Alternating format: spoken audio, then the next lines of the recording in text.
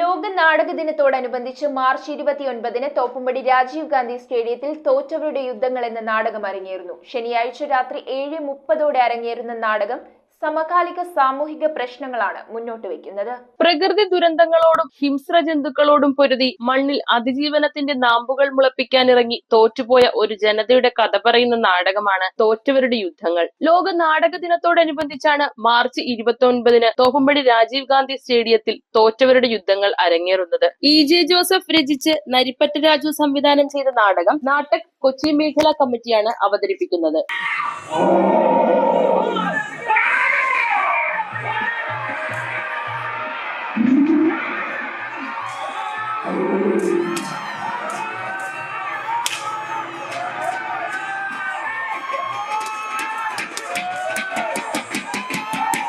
2023 സംഗീത നാടക അക്കാദമിയുടെ അമേച്ചർ നാടക പ്രോത്സാഹന പദ്ധതിയിൽ നിർമ്മിക്കപ്പെട്ട ഡോക്യു ഫിക്ഷൻ നാടകാവതരണം ദർശന കട്ടപ്പനയുടേതാണ്.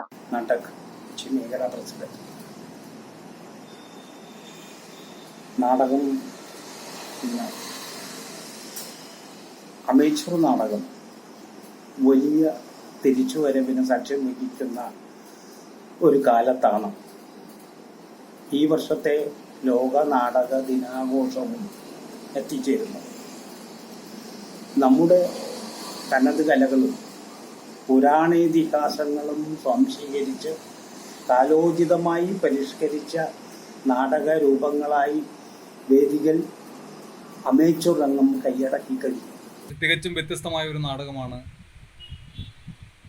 കട്ടപ്പന ദർശന അവതരിപ്പിക്കുന്ന തോറ്റവരുടെ യുദ്ധങ്ങൾ എന്ന നാടകം. ഈ നാടകം കുടിയേറ്റ കർഷകരുടെ കഥയാണ് പറയുന്നത്. മലയോട് മല്ലിട്ട് ജീവിതം തിരിച്ചുപിടിച്ച ലക്ഷക്കണക്കിന് മനുഷ്യരുടെ കഥ നമ്മുടെ കൺമുന്നിൽ വെറും നിലത്ത് അവതരിപ്പിച്ച് കാണിക്കുകയാണ്, അവർ ജീവിച്ച് കാണിക്കുകയാണ്. കുടിയേറ്റ കർഷകരുടെ അനുഭവങ്ങൾ, തീപിടിച്ച അനുഭവങ്ങൾ നമ്മുടെ മുന്നിൽ ജീവിച്ച് കാണിക്കുകയാണ്. News bureau, Kochi.